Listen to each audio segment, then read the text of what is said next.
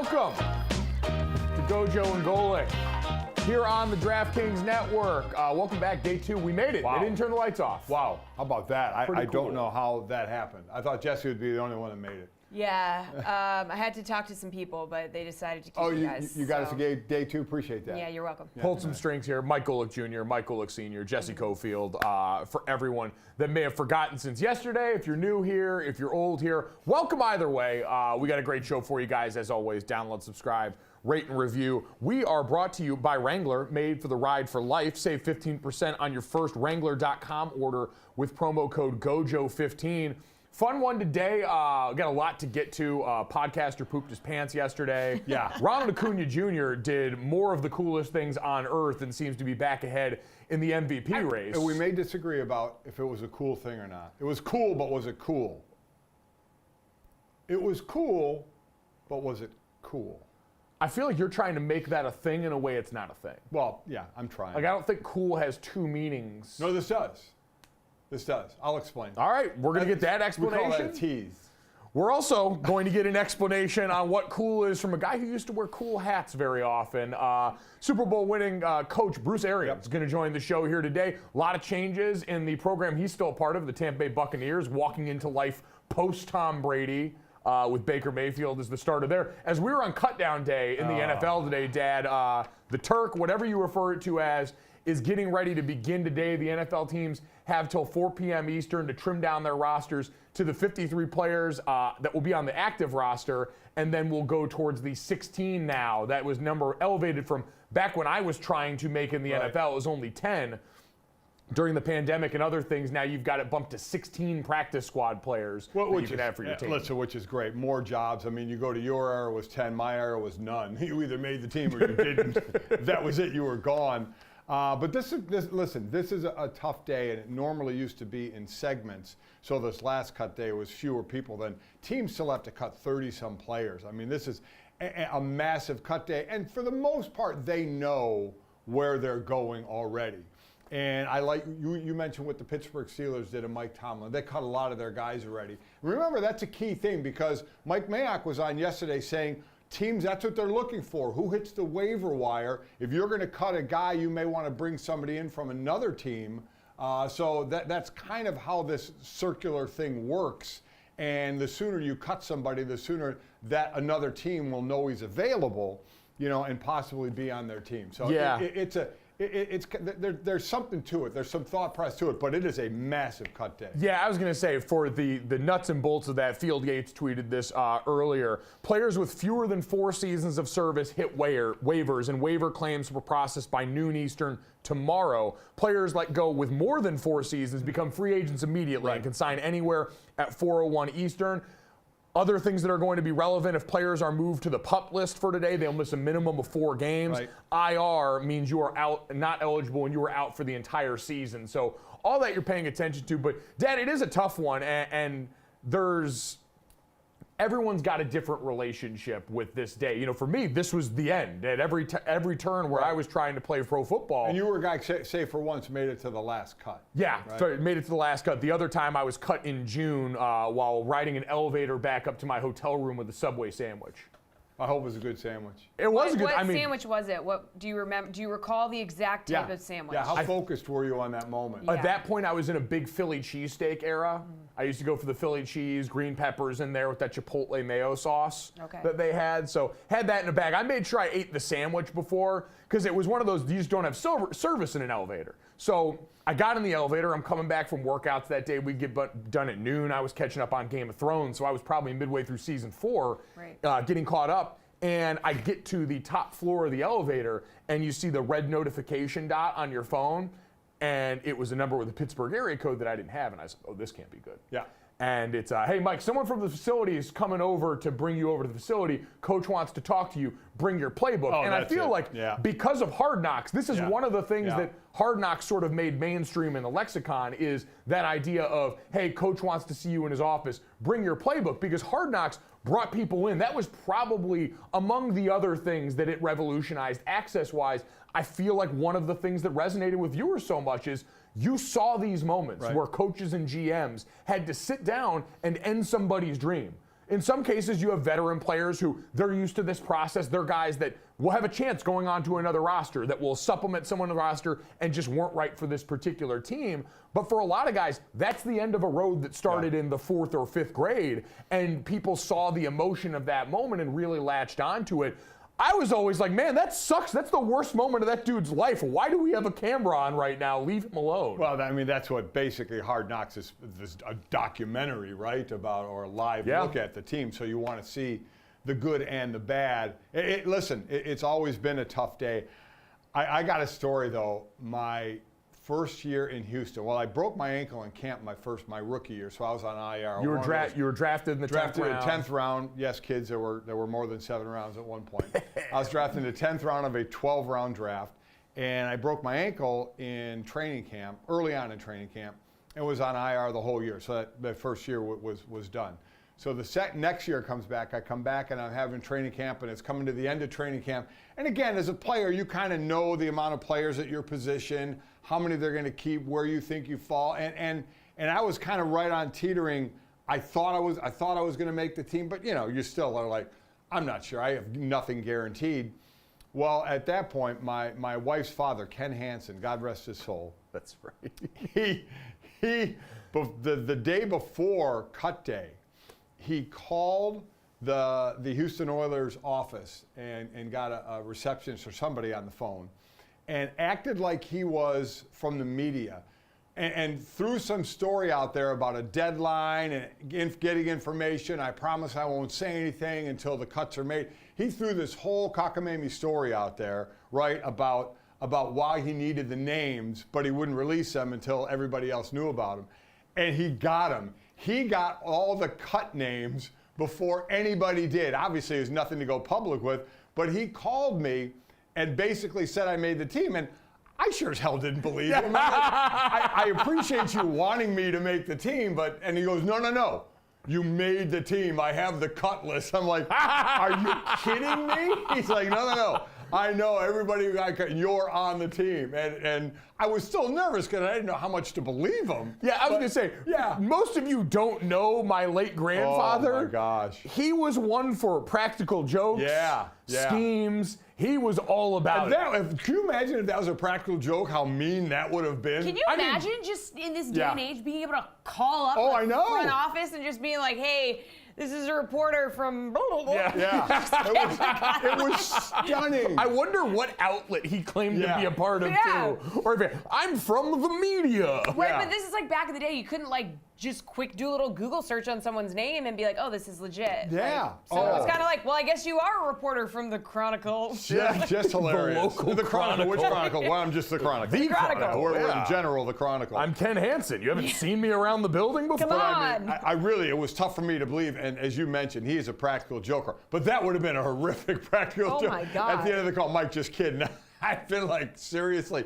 But he had the names, and he knew I didn't get cut. He had that down, and so while I rested a little easier, again, I still wasn't sure until I didn't get that knock or I didn't get that phone call in the last cut. Yeah, that is one of the more insane cut day stories I have ever heard.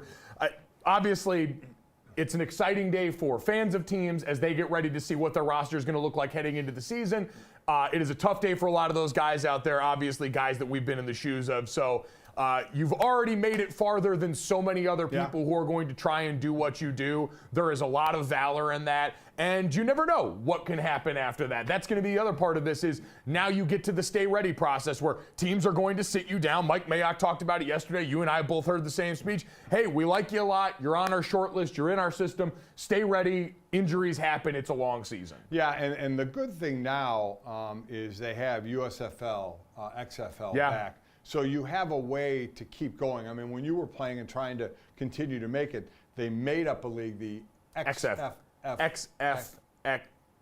FXFL. FXFL, that's it. You can see why it didn't last. Just too hard to say. I know. You played in that, and I went up to Canada for a bit. But guys, at least there are places to continue to try and live that dream.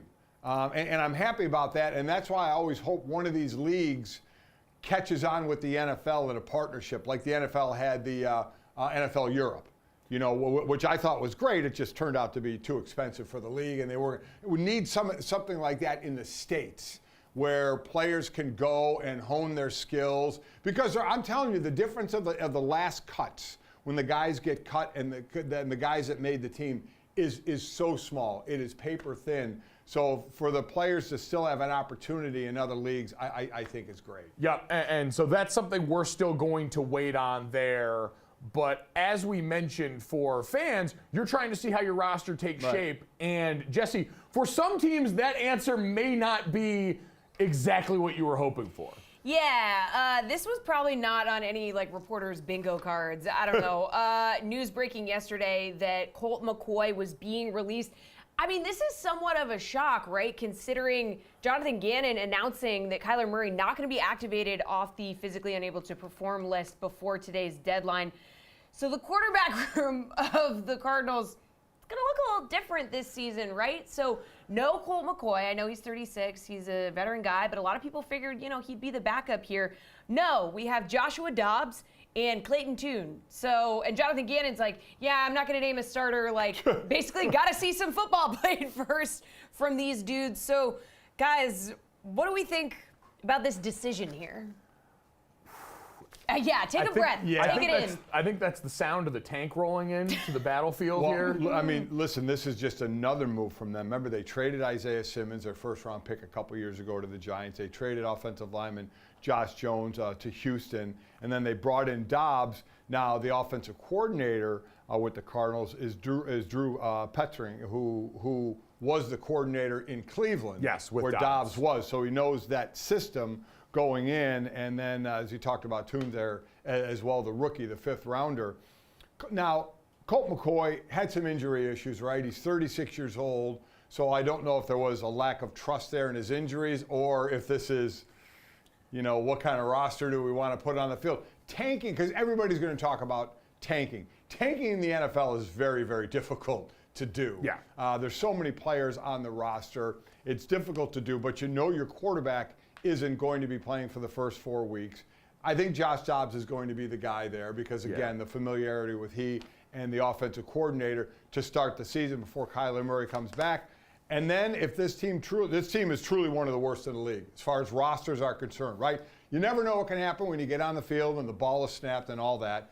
But from a roster standpoint, it is not good, which will bring up the scenario of what happens if they have a bad year and a high pick with the quarterbacks coming out next year. Is this the end for Kyler Murray? And there's a whole bunch of salary cap and dead money implications that we can get into. But you wonder, is this the last test year for Kyler Murray? And it isn't even a test because he got his money.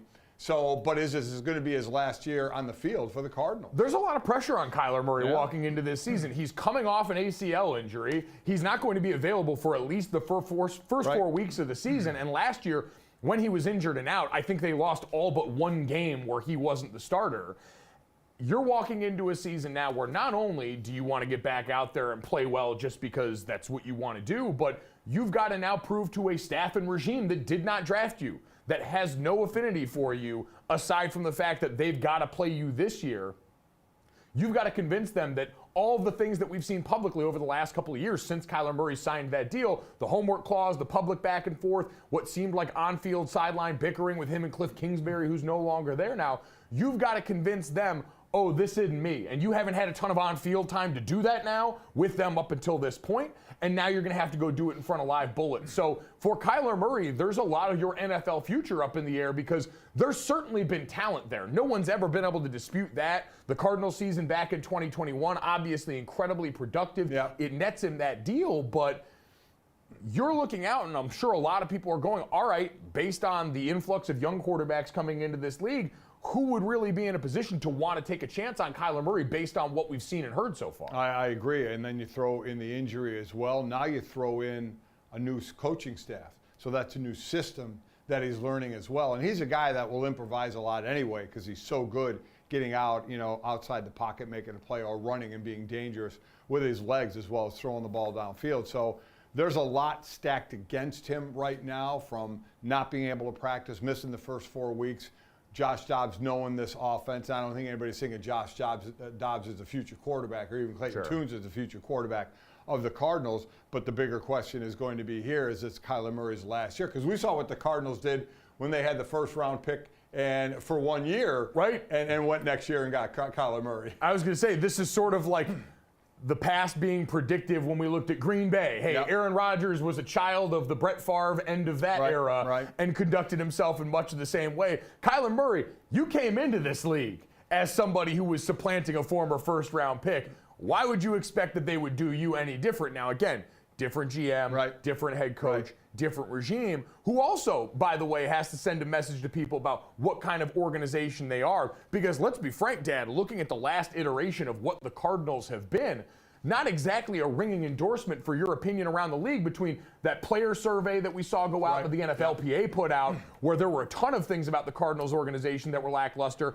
I saw NFL agents were recently polled and said a lot of similar things about the Cardinals and how they view them around the league. And so all of the people that you would potentially recruit as free agents and even draft picks, like, we're still going to wait and see. And I'd be fascinated if the Cardinals really are in the prospect of the number one overall pick. Caleb Williams, the presumptive number Right, one overall right. pick out of USC, came out the other day and played coy about the prospect of declaring for the 2024 draft. And we see a lot of prospects do this. They don't want to be a distraction going into the season. They say this will be a decision that I'll make with the information I have after the year. But people are always going to wonder, now that you can get paid in college football in the NIL world, Right.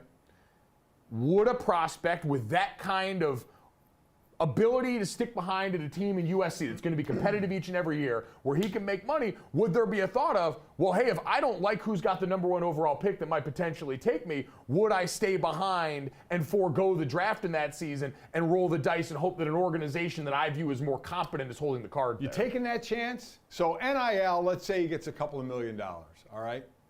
Give him a couple of $1 million. I was going to say, we don't know what the figures are in a lot of these deals. do but not know. Let's say these quarterbacks So- are making into seven figures. So now, are you going to take that chance of a guaranteed? Where are we at now at the number one pick? $35-37 million. Remember, their Yeah. contracts are guaranteed. About $35-37 million, or going back to school with the possibility of getting hurt. You're going to mess with that because to be the number one pick this year, after this year, $37 million, but you may not like it. Let's just use Arizona. Say Arizona's number one. You're like, I don't want to go to that organization. I'll go back to school, make my $1 or $2 million, which is quite honestly a pittance to what he's going to make in the NFL, and risk that number one pick. I don't think he does it. Oh, I would not do it either. Yeah. I don't think it's advisable at this point. We'll get to a conversation coming down the road of if changes in college football beget a Right. situation where that's something more realistic. But right now, I'm with you. There's a lot of things that can happen, but it is just a reminder of you do that and you go to try and get that guaranteed money because there's nothing that says, and we're going to see it with a bunch of quarterbacks that just came in this last class. Some organizations are going to screw these guys up. Yeah, they are. We see it happen all the time. That position is so dependent on where you land, the competency of the coaching staff, who they're going to put around you, the offensive line that you're playing in front of, all these things that are out of your control that might derail your career so that by the time you get done with that first contract, that's all you've got. So that's why some people might look at it as a bit more of a thought process, but I'm with you. I don't think the financials have caught up to the reality of that situation. And so ultimately, Dad, before we get done here, Kyler Murray, do you think he is the quarterback for the Arizona Cardinals come the start of the 2024 season? I don't. I questioned the pick of him when he came into the league and wasn't sure about it. Now, we saw some great things out of him. We saw some bad things out of him. And then we saw some injuries out of him as well. So if you ask me right now, I'd probably say no, but that's completely not knowing how he's going to be in this new system. And he's going to get the chance, albeit 4 less games because he has to miss at least 4 games, so we'll see. But now he has to acclimate to this new system, some new players as well, and a roster that isn't very good. And quite honestly, a defense that's not going to help him very much. So he's probably going to have to do more things that he probably doesn't want to do out of the norm of the offense than he would normally do because they're going to be behind in a lot of games. It's certainly, like you said, tanking a complicated situation, but when a team shows you who they are, believe them. Seems like the Cardinals are starting to shed what they had and look forward to what they might be. Speaking of what it might be, coming up next, let's take a look at what college football might be if some head coaches have their way. Next.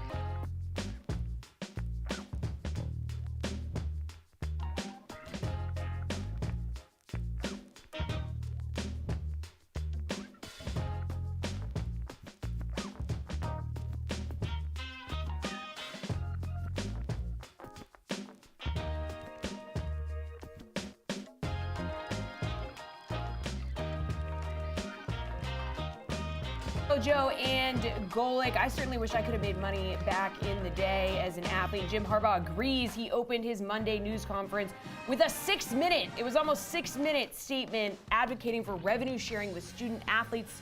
So he said we should be about diversity, equity, and inclusion. I'm calling for a system that is fair, equitable, and benefits all involved. Don't exclude the student athletes from the profits. My opinion, you can't say you're about diversity, equity, and inclusion if you aren't willing to include the student athletes in revenue sharing. We have to try to make it work. We have to try to make it better. And right now, the current status quo is unacceptable and won't survive.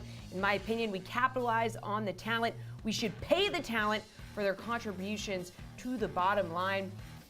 So, fellas, I feel like the idea of revenue sharing is good, right? You want these student athletes perhaps to be, they're putting their bodies on the line. In some cases, kids get injured, and they don't have a future in the sport. But at the same time, the revenue sharing piece, it's pretty complicated. Oh my gosh, unbelievable. You know who's screaming, yeah, go get him, Jim? Is the basketball players. Because of the NCAA tournament that brings in almost $1 billion. Yep. Said, yeah, let's split that up. We don't have 85 scholarship athletes on this team. We got 12 or 13 Show me the money, 15, baby. so, Show me the money. Jesse, I completely 100% agree with what you said. In theory, it sounds good, but man, this would be a project. Now you're unionizing the players. Now you're employees. It completely changes the landscape here. And I think something like this, if it were going to happen, would only happen if football separates from the rest of the sports, like we've been talking about. Which everyone's arguing for anyway right now. But that's still a process as well. To talk about things that to happen and for them to happen. Now, what has been happening that people have predicted is the moving around of teams in different conferences. So I don't think we ever saw the Pac-12 completely going away, and now it is. So I get it. We could get to that point, but I don't think it will happen until football separates completely. And I think that's going to be a bit of a project to do. So from a timing standpoint, I have no idea where this would go. And it would be so complicated to unionize all these players. Now they need a leader, right? Now they need someone running the union. I guess I'm saying it'd be complicated because there's a lot of numbers, but we have a model for this. Like, they do it in pro sports all the time. We know exactly how it works. Like, it's not like we're inventing something that hasn't existed. It's just we're doing it with a lot more players, but we know if you're going to break away, we're really talking about the Power 5 breaking away. Yes. So something in the area of 64 teams, that's a lot easier to manage than the 130 plus right now, even on that scale. So, yeah, it's complicated, but it's not anything we haven't done before. And the question becomes, should this be what happens here? Jim Harbaugh and others who bring this up, by the way, this is Cruton. ABC, always be Cruton. You know what sounds great to a kid right now? If you're the one advocating for him to get paid. That is the world of college sports that we live in right now. Nick Saban talked about this at SEC Media Day. He was asked about players unionizing and revenue share. He said, unionize it. Make it the NFL. If it's going to be the same for everyone, I think that's better than what we have now. What we have now is having some states and some schools and some states that are investing a lot more money in terms of managing their rosters than others. I think this is going to create a real competitive disadvantage for some in the future. I'm not stunned that coaches are advocating for this because, one, like I said, it sounds great for recruits. And number two, they already see the way the system is going. They're in their little kingdom. They're saying, well, we've already kind of been operating with the idea that we are different. Why don't we just make it official? Now I've got more control, because right now in the world of NIL and collectives, these guys are robbed of some of that control because you got outside booster money making a lot of these decisions. I'm sure these coaches, in an honest moment, and a lot of them are taking it to the streets, would love the chance to bring all that back in-house and have control over their roster amount. I think one of the things they would like is the uniformity of it, and the fact that if you're unionizing and what we're talking about, there's going to have to be a CBA, right? There's going to have to be negotiations in a CBA, and then everything is laid out. Right now, nothing. I mean, the NIL, there are no guardrails. The portal is go play, wherever you want. So it is kind of a scattershot thing right now. So I get what you're saying, that it would make it a little more tidy. But making it tidy, we're just looking at the end product, getting there, starting this. I mean, how get revenue sharing? Well, is each player individually doing his contract? Is every player getting the exact same amount? Now, is the quarterback have an agent, and now he's going to negotiate what he gets paid, and what's the backup wide receiver negotiate? I know we have that in the NFL. I just say, but it's also already happening in the NIL world. Like, I understand not a lot of that's on record, but it sounds like there's a fair amount of negotiating already going on around the sport for things like that. So, like, yes, it would be the open market. Yes, some players would make more than others, like is already happening. Well, no, and that's fine. I'm just saying that there's going to be a process to it. And I know it's out there. I think it's going to be obviously easier said than done. And would you agree that it will not happen until football separates from everything else? Well, yeah, no, I think those two things would happen hand in hand. And obviously there's going to be a lot of legal stuff that has to happen to make this possible. But I guess the whole point for me about the process is when enough rich people are motivated to get something done, it seems to get done. That's been the story of college sports, is when enough people that are controlled and tying to the money want to get something done, 2 teams can move a conference in the dead of night. 2 more teams can move a conference in the dead of night a year later, and now Colorado can unseat the entire apple cart. And now we're getting to the point where Florida State's talking about independent financing with like J.P. Morgan Chase. Rich people want stuff done. Rich people get stuff done. Here's the next thing, though. If you're going to unionize and you're going to get a CBA and you're going to revenue share, do the school presidents want to give up 50% of their revenue? Well, that's going to be the real crux of this is coaches can want this all they want. They're not affected. School presidents are always the ones making this decision. It just seems we're getting to the point, and this has been a point echoed by a lot of these coaches where, and Jim Harbaugh mentioned, it's hard to ignore the way the system is now. It's been hard to ignore for a while as all the money stacked up around the players in the middle who weren't getting any for the longest time. But it still looks more and more like a business and more like a junior NFL with each passing day because of the decisions of the adults, not the portal, not anything else the players are doing. That's on the grown-ups. Completely agree. The only thing I'll say is in the NFL, when the owners are all in the room, it's all about how much money is going in my pocket. Those owners equate to the presidents at the schools. Those are the owners. Those are the ones making the decisions. And now you're telling those presidents half your money from the revenue will be taken out of your pocket and away from your school. That's going to be a huge sticking point. As Nick Saban pointed out, though, it's not revenue for them. It's reinvested into all the rest of the sports. It's reinvested into facilities because all these NCAA schools are technically nonprofit. So it's not revenue you carry over, and that would change a lot. If you break that all away, you've had a couple sports funding everybody else right now, going to drastically change the model for a lot of people. So it's going to be interesting to see how that works out, Dad. One other thing that's a little interesting, we mentioned Nick Saban going into the starting of the season, not releasing a depth chart for the first time in his career at Alabama. Does this surprise you at all? I just don't understand it, but it's Nick Saban, one of the greatest coaches of all time, so you wonder what his reasoning is, because it sounds like he's talking out of both sides of his mouth when he gives the explanation. He said, I don't want to do it because of the distraction in the locker room, but then he also said players know where they stand in the locker room. So it's like, well, if they know where they stand, why do you care about putting it down in print?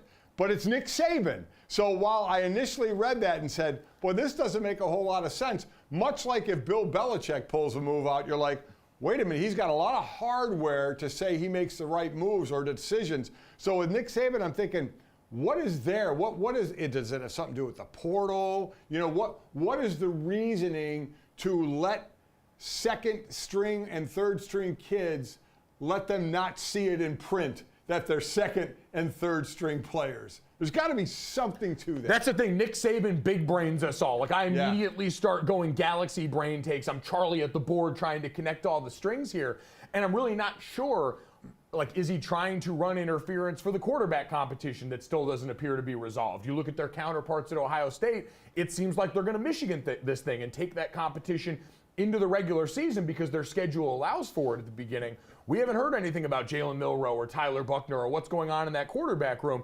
And maybe knowing that that's going to be the focus for so many people, do you just say, well, we're not going to do it for anyone? And you can be mad at me, Nick Saban, for not giving you the media, as he tried to kind of spin it on them, for not giving what you want on that standpoint. And maybe you'll then quietly forget to actually have to talk about anything that's going on with the quarterback position. That's the elephant in the room right now. Pun not intended, but very much appreciated there. Yeah, this one surprised me a little bit. As I said, there's got to be a reason Nick Saban did it, but it seems odd. It does seem, and he said it right. Players know anyway. Players know. And we're living in an era right now where that distinction is going to become even more important. Look at LSU and Brian Kelly, who are now going to put out injury designations at points throughout the week. We'll wait and see if that takes on and becomes more of a trend. Coming up next, though, let's look at some trends in the MLB MVP voting here. One player emphatically stating his case a very different way last night.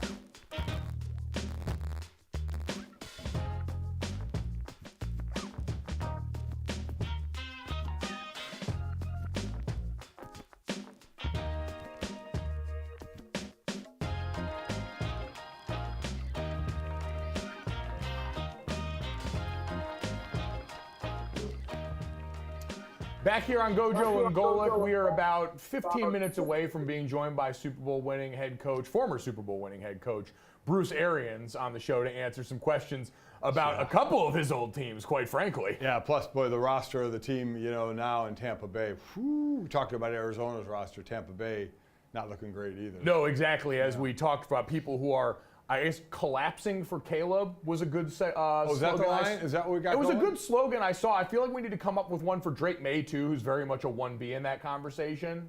Collapsing for Caleb. That's a good one. Yeah.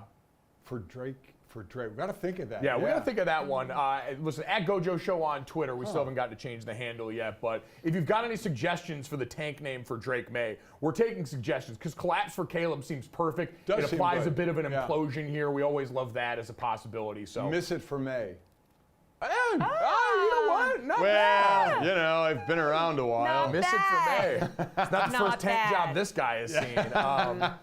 Dad, speaking of questionable organizational decisions, we are watching one play out in real time right now with the Angels of Los Angeles in Major League Baseball here.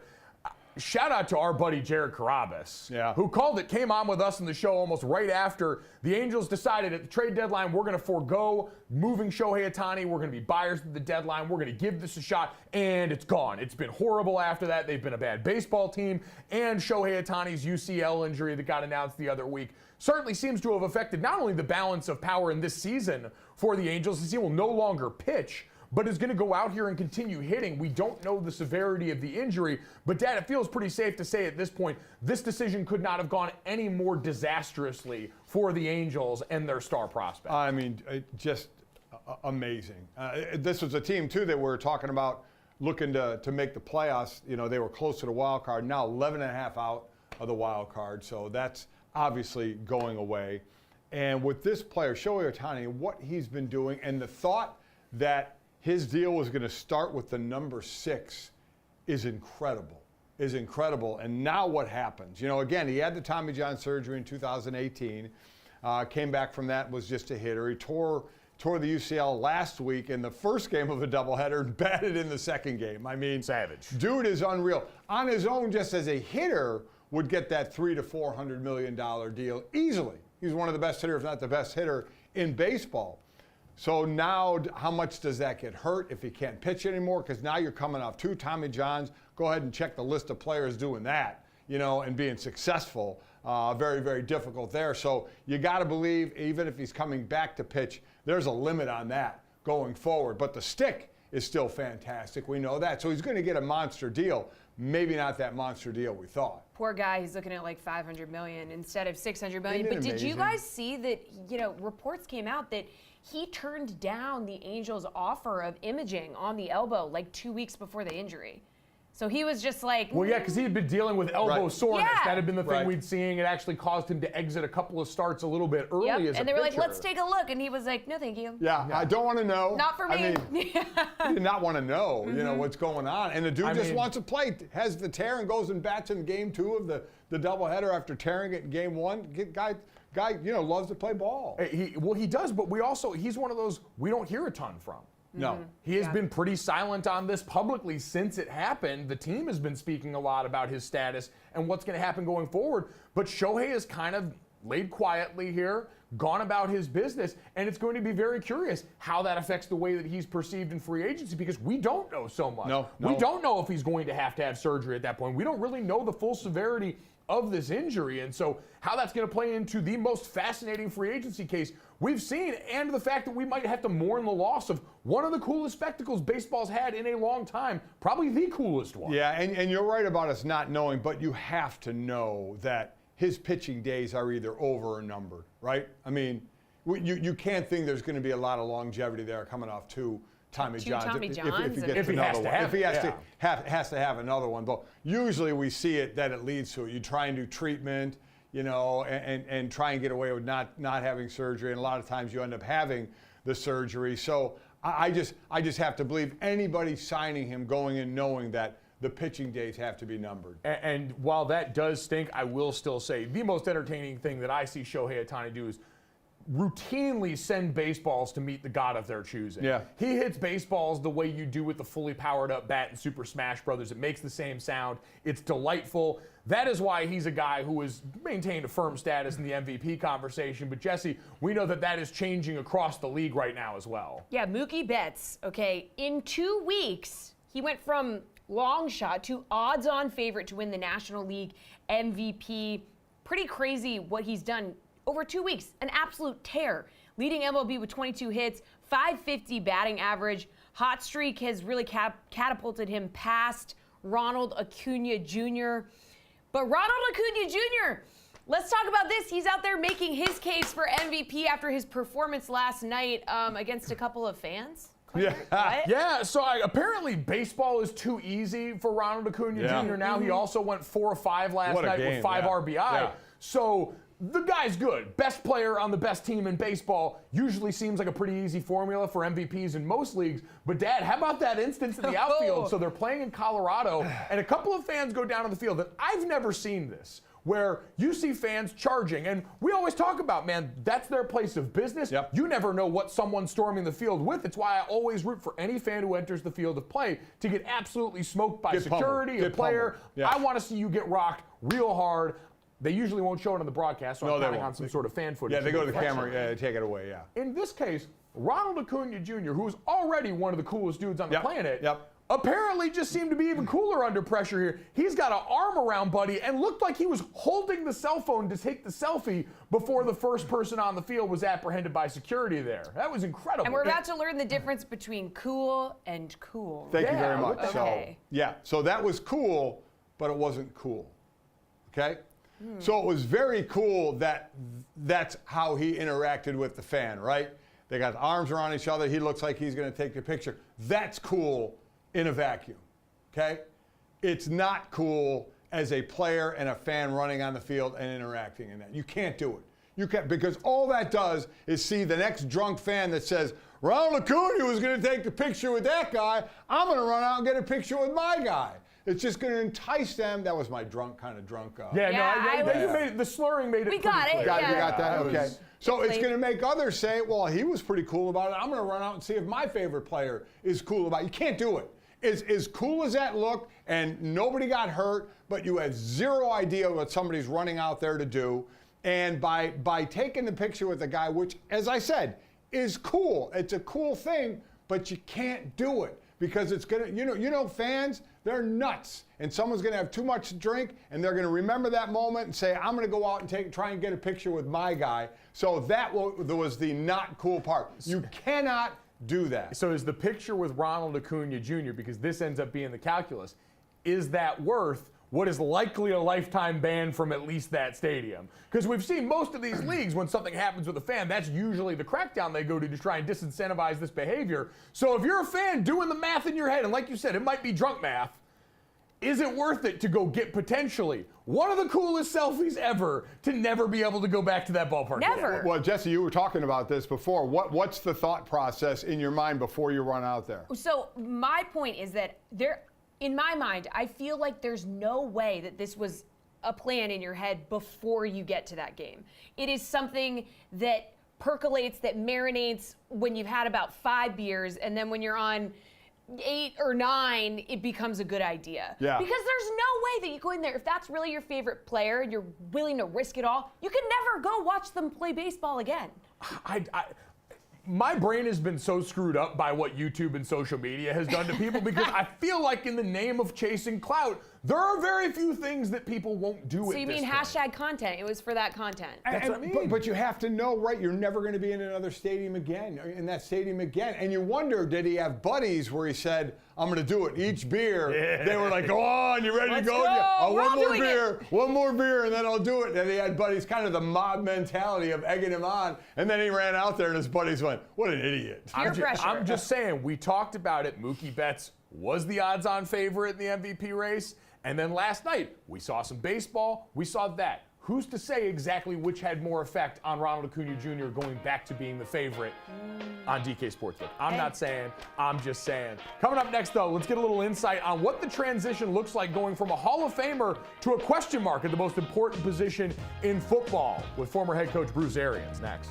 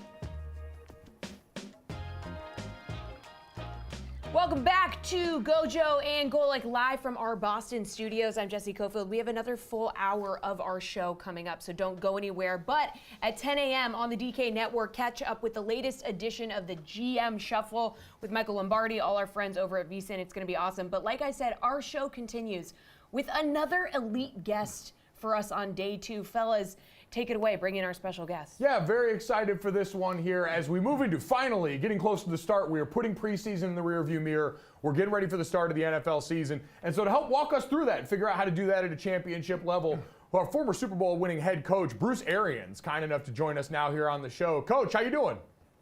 I'm doing great, guys. Good morning. Good morning, Coach. And first, this is a day that both Mike and myself have felt, and thousands of players have felt over the decades of football, that cut day. So from a coaching standpoint, how difficult, we know the player side, but for a coach, you get to know these guys a little bit. Talk about this day. Yeah, it's the hardest day of the year. I mean, every year you're going to get rid of somebody that you fell in love with, because the guys you cut are usually those guys who are overachievers that work so damn hard and put everything out there for you, and you got to let them go. It's a day. It always takes me a day to get over with. And certainly one now still intimately involved with the senior advisor there, helping out the front office in Tampa Bay, where you were the head coach when they won the Super Bowl with Tom Brady. You brought all that joy to the organization, and now you're helping shepherd through the transition. What's this offseason been like as the Buccaneers have finally said goodbye to Tom Brady and are getting ready to start the Baker Mayfield era at quarterback? Yeah, I think just like every other year, every team's new. You never have the same guys every year. We were so blessed to bring that Super Bowl team back and try to repeat. But yeah, it's a new beginning. It's not like we're starting over with a guy who's never played before. And I love both our quarterbacks. I think the quarterback room is very, very solid. And always been a Baker Mayfield fan. I did a couple of his games when I was at CBS. Got to know him a little bit. And so yeah, I think our football team is in a great spot right now. We're coming out of camp pretty healthy. Bruce, talk about constructing a team. We saw the Rams make all those trades and don't have a first-round pick until it seems like 2050, but they won a Super Bowl, so all makes it worth it. You guys, you bring in players, you sign deals that you were going to have some dead money at the end of or some decisions to make, but you get a Super Bowl out of it. Then you sign all the starters coming back the next year. So as long as you get that Super Bowl, is anything that could prove to be future detrimental to the team, is it all worth it just to get that Super Bowl championship? I would say yes. I would say yes to that. But, you try to do it, and I think Jason Licht's done an amazing job of keeping the core of young players and not overselling the farm for the Super Bowl. And we brought in some guys that year that helped us get there, and the next year it didn't work out. But Jason did a great job with the cap, and but bringing in the young players, I mean, this is still a very good young football team. Certainly a lot of hopes for your guys' football team. Bruce, I want to look around to another situation we've got in the NFL, sort of similar to what you dealt with. The New York Jets are getting ready to walk into this season. They had a future Hall of Famer in Aaron Rodgers at quarterback, and obviously there's a lot of high hopes and expectations on the outside. But from your experience, bringing in Tom Brady, another future Hall of Famer, the greatest quarterback we've ever seen, what is that like for everybody in the building as the expectations sort of adjust on the fly? I think what's overlooked is how much it helps your defense. When the defense when they know they're going to score points, and they're going to play with the lead more than they've ever played with, and that pass rush is going to be dynamic. I think that's the thing, that your guys on defense learn to play with the lead, and they're not always playing from behind because the offense was struggling and turning the ball over. And that's not going to happen with Aaron. They're going to move the football. They're going to score points, and I think the Jets are going to be one hell of an exciting team. And then the other side of it, maybe the side where maybe it doesn't help your defense, we have three teams where they're starting rookie quarterbacks. You've dealt with so many quarterbacks over your career. Talk about that now. Now that makes it a little more difficult, and just the expectations of a team when you start a rookie quarterback. Yeah, I think everybody gets real excited. That first round pick, that first pick of the draft, usually going to the worst team in the league. But it does bring a lot of hope. But you got to live with the mistakes. They're going to happen. It's the only way for me. It's the only way to learn how to play the game and get better is put him out there. Hopefully you have some success. in that first year that you can build every single day and practice off of. I go back to Peyton Manning. We're 3-13, but boy, it's fun to go to practice every day because we saw each other getting better. And I knew Bill Polian was going to build that thing and get the defense right. And the next year we're 13-3. So I think that first year, it's just learning how to go through the ups and downs and handle the success and the failures. How tough can that be, though, for the rest of the locker room, especially veterans, and you have X amount of time in the NFL, and you kind of know that that first year is going to be a learning curve for the quarterback, so it's not going to be a great year. What does that do for the 7 or 8 year vet in the locker room? Yeah, I think, Mike, you've been there, so it's like, this kid's going to be good. We know he's our future. Let's play better defense. Let's do something to help this guy win. And so I think when you're on those teams, I looked at Ben. When Ben walked into Pittsburgh, we had the best defense in the league and a hell of a running game. So for him, it was just let's win third down in 2 minutes. And Kenny Wisdom did a great job with him that rookie year, winning 15 in a row. And so each situation is so different. I think the guys that get drafted 1, 2, 3, they're going to those teams that are going to struggle. But you see hope every single day in practice. It's a great thing to see, and being out there every day in practice, you're used to going and trying to help those guys get to their best on the field. You've been known for your work with quarterbacks over the years. Your job title's changed a lot over the last couple of seasons. I'm curious what the transition's been like for you now. Do you miss that feeling of being out in the grass with everybody and having your hand in the pile every day? Yeah, I got so lucky. I got weaned off just right last year. I went to practice every day, went to every game, then I went and played golf. Sat in the meetings on Mondays, and I thought I was around way too much. And this year I stayed away, just talking with Jason on the phone and doing things and watching film from up here to Lake Oconee. So I'm anxious to watch this football team. We're really, really talented defensively, and I like where we're heading offensively. It's going to be an exciting season. We're glad it's finally here, and we can't wait to see the Bucs and the rest of the NFL kick off very, very soon. Coach, we appreciate the time. Thank you so much, and hopefully we'll get a chance to talk to you as the season goes along. Thanks, Bruce. Yeah, I hope to see you guys down the road, brother. Thanks, man. Thanks, Bruce. Dad, the Bucs. Prayers out to all those people down in Florida for that hurricane. Yeah, absolutely. Yeah. Great note there. Obviously, Thanks, a lot of the serious things outside of the world of sports always have a way of sort of resetting and reframing that conversation. Dad, the conversation around the Buccaneers is fascinating heading into this season because there's no doubt, while Bruce pointed out, Baker's a guy that's played football before.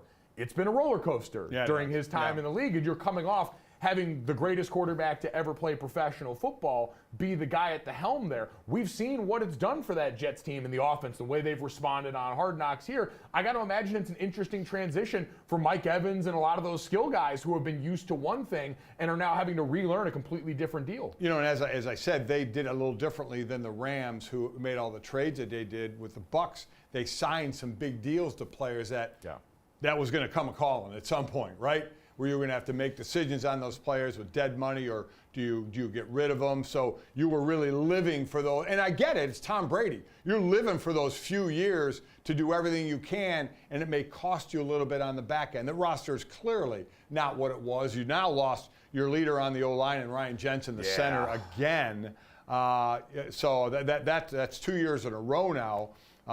Such a tough player there. So this is a little rebuilding for them. Baker Mayfield, I don't think anybody believes he is the quarterback for the next 8 years of that team. He's had some good games, he's had some bad games, but he's moved around for a reason. Yeah. So this is kind of a team in transition here a bit. And it is strange, though, because we talk about them and you see whether it's the FPI over at ESPN or the FTN Almanac, a lot of people are projecting them to be near the bottom of the league, potentially in the conversation for that number 1 overall pick. But with some of the talent still in the receiver room there, certainly some of the young players on defense, it's going to be interesting to see where they exist. Baker Mayfield, I said he should be the next Ryan Fitzpatrick. We should just send him as a mercenary out to teams, have him give us fun games like the Raiders Thursday night game, where he rolls in on short notice and then roll the dice. But it's going to be fascinating to watch where they slot in going forward. Coming up next, though, let's talk about more veteran players. Struggling with something you may identify with, Dad. Feeling a little bit too old in the locker room. That's next here. GoJo and Golic, hour number 2.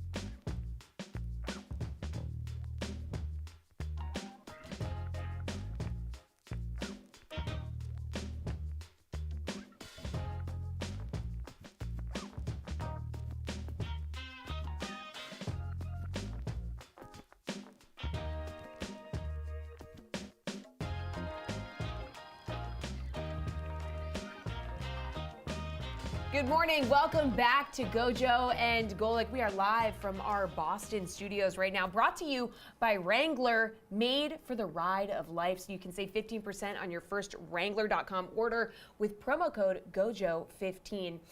And guys, I want to talk about the youths, okay? The youths How do you do, fellow of kids? America. How do you do, fellow kids? Apparently, Matt Stafford is not cool, not hip. He needs help relating to the youths on his team that are coming into the locker room. This, according to his wife, she made these comments on her podcast the morning after with Kelly Stafford. And I would like to point out that Matt Stafford is 35 years old. This is not. What do you? I mean, in football, in sports terms, it's like that meme you always see where it's like, oh, I'm 35 years old. I've got my whole life ahead of me. Meanwhile, the sports announcer, look at him going out on the field, so brave at this advanced age. Like 35, especially in Matthew Stafford years, with how much that guy's gotten hit. That's got to feel pretty old right now in a league where the average career is 3 years. So old for the NFL, not old for the earth, is what we're going with. So I Not noticed you old for were, the earth, just too old for noticed the you were club. looking right at me when you said the word old. You did say you're 60 yesterday. I did. You're not old. Is that old? You're old. Well, you'd be old for the NFL, but Yeah. you're not old for the earth. Not old for the earth. So I think a lot of this is the fact that the locker room is changing. There's certainly the age difference. I'll never forget getting drafted in Houston as a 21-year-old rookie, and my first thought process of the NFL was, this is going to be great. I'm playing football for a living. I don't have to go to school or study hall or anything like that. How much of the day could they take up? We go in, we practice, we work out a little bit, we go, oh my God, all this free time. I found out very quickly that you're there at about 7 in the morning till about 6 at night. You know, and on the field is basically not, or on the field is, you're off the field in workouts and film room and all that more than you are on the field. Yeah. And then also I found we're in college, we all practiced together, played together, and hung out together, right? In the NFL, I found out early, this was before I was married, you got the married guys, the single guys. After practice, kind of everybody went their own way, but you still did a lot of things together. Sure. Right? You know, when I was in Philly, Jim McMahon started a bowling league. On Monday nights, we'd all go bowling, and everybody hung out together. In the locker room, everybody hung out together, you know, and just shot the breeze or went out for a little bit. And I get what they're saying now. Matthew Stafford's basically saying, when you go in the locker room after practice, everybody picks up their phone. Yeah. Right? And we didn't have any of that, and I don't know where that tipped over to. That's what everybody did. So now there's this silence in the locker room of everybody's checking their messages, checking their phones, checking Twitter, checking whatever, instead of like being in that locker room. And then kick in the fact he's 35, been around a while, and there are guys that are 21, 22, 23 to try and relate to that. As he said, you can't really build up any conversation or camaraderie when you're just kind of looking at your phone all day. He's right, and what we're seeing is the generational divides that tend to happen. And it happens all the time. Like, I'm sure for a younger player, a younger quarterback, you speak the same language, you all want to do the same stuff. Kelly mentioned they tried to have everybody over at their house, but a lot of the guys wanted to go out to the club, wanted to go do, they wanted to go do young people stuff. Yeah, they did, They don't want to be home being old with you guys, and that's not a front. Like, I'm 2 years younger than Matthew, a year younger than Matthew. Like, I get it. Staying home at night, pretty fun, especially when I'm sure you live in Matthew Stafford's house, which looks very nice. Yeah. But for all the rest of these guys, that's not how they want to live. And so it is the challenge. I always said this, Dad. We just talked to Bruce Arians about Tom Brady. If you're another player in that locker room, how are you relating to Tom?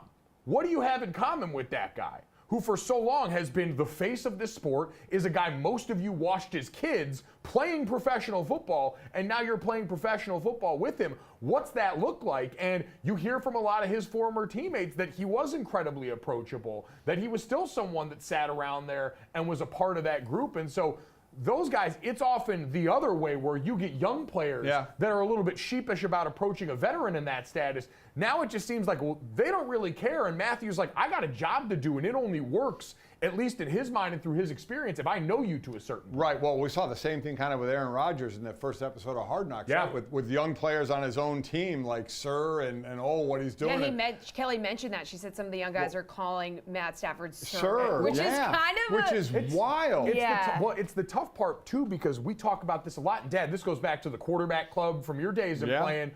Quarterbacks have always felt, especially above a certain level, a little bit more like management.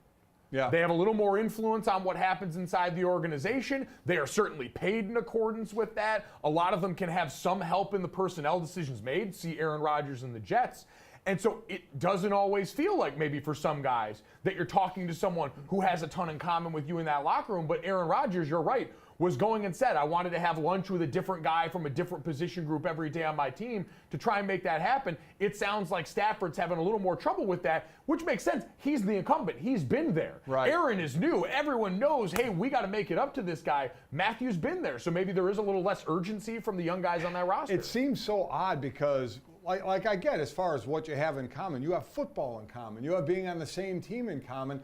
I guess that's what I was always used to in the locker room. Whoever came in, there was this welcoming, this is our space. The locker room is ours. And that has changed. And I'm not saying it in a bad way, but, I loved sitting around the locker room and the camaraderie that went on. And if that's not as prevalent, that's a shame to me because I'll still say, and you ask any player who leaves the game now, what are you going to miss most? Yeah. 99% of them are going to say, I miss the fellas. I miss the locker room. You miss what went on in the locker room, hanging out all the time. And you're right, the young guys want to go out. We would have Thursday night club where we'd all go out Thursday night, like after practice, and we'd sit at a bar and we'd have a few, and then married guys would go home, single guys would go out. But you hung together for a while.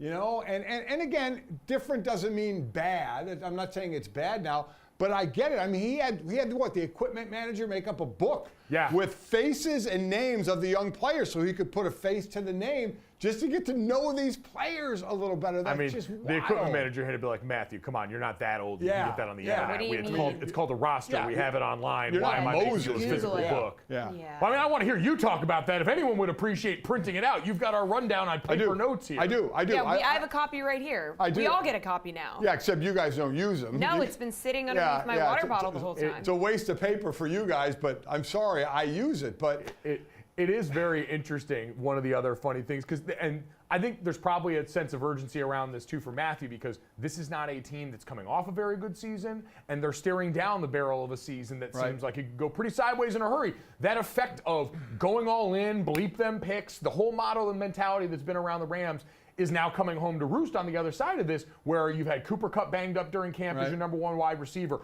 A lot of those faces of yesteryear are now gone as a part of that roster because of all that money you spent on certain spots. Aaron Donald, you had your head coach and best defensive player both in the last couple of years flirting with the idea of retirement. And they were never flirting. They were flirting enough to where it was a conversation. Oh, and they got drunk at a parade and had fun and wanted. Sean McVay, it seemed like a very real possibility. I never believed it. Never believed it. I don't know how you can look at what Sean McVay has said very publicly about what he's gone through around this team and not think there was some sincerity in that. Understandably, for a guy that has gone head over heels, and shout out to Jordan Rodrigo over at The Athletic, who you listen to the podcast series she did about the Shanahan-McVay young coaching tree guys.